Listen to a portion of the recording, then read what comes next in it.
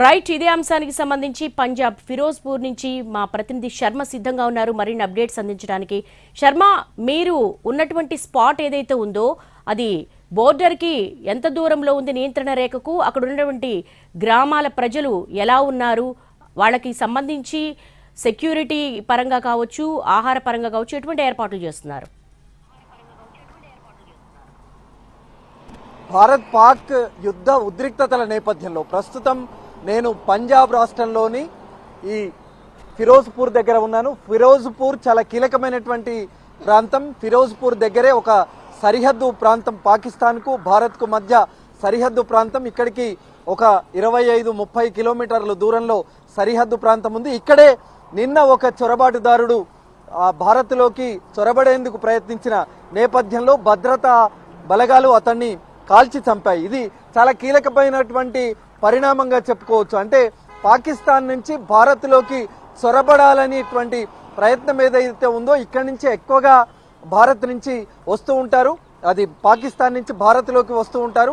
మరి ఆ క్రమంలోనే ఇప్పుడున్న పరిస్థితుల నేపథ్యంలో భద్రతా దళాలు ఆ పాక్ చొరబాటుదారుణ్ణి కాల్చి చంపినటువంటి అంశాన్ని ఇప్పుడు మనం చాలా కీలకంగా భావించాలి. అయితే ప్రస్తుతం అమృత్సర్కి అట్టారీ వాఘా సరిహద్దు అన్నది చాలా కీలకమైనటువంటి సరిహద్దు. ఆ వాఘా సరిహద్దు నుంచే పాకిస్తాన్ లోని లాహోర్ పట్టణం కూడా కేవలం 24 కిలోమీటర్ల దూరంలోనే ఉంది. అంటే మన భారత సరిహద్దు నుంచి అది అట్టారీ గ్రామం దగ్గర నుంచి లాహోర్ ప్రాంతం కేవలం 24 కిలోమీటర్ల దూరంలోనే ఉంది. మరి ఆ లాహోర్ ప్రాంతానికి నిజంగా ఇవాళ ఒక పెద్ద దెబ్బ తగిలింది. ఆ ఎయిర్ డిఫెన్స్ కి సంబంధించినటువంటి స్థావరాలన్నీ కూడా పూర్తిగా ధ్వంసమయ్యాయి.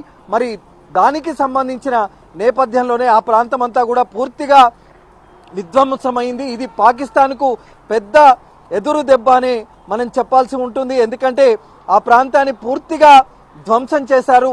మరి లాహోర్ ఎయిర్ డిఫెన్స్ పూర్తిగా చిత్తైపోయింది. పాక్ మిసైల్స్ ను గగనతలంలోనే భారత్ పేల్చివేసింది. అంటే పాకిస్తాన్ చైనా యుద్ధ పరికరాలు ఏవైతే ఉన్నాయో వాటిని ఆయుధాలను భారత్ పైకి ప్రయోగించేటువంటి క్రమంలోనే భారత్ రాడార్ పూర్తిగా ఆ వస్తువులన్నింటినీ కూడా నిర్వీర్యం చేసింది. అంటే చైనా వస్తువులను వాడిన పాకిస్తాన్ పూర్తిగా తమ ఈ భారత్ రాడార్ లోకి, భారత్ గగనతలంలోకి ప్రవేశించేటువంటి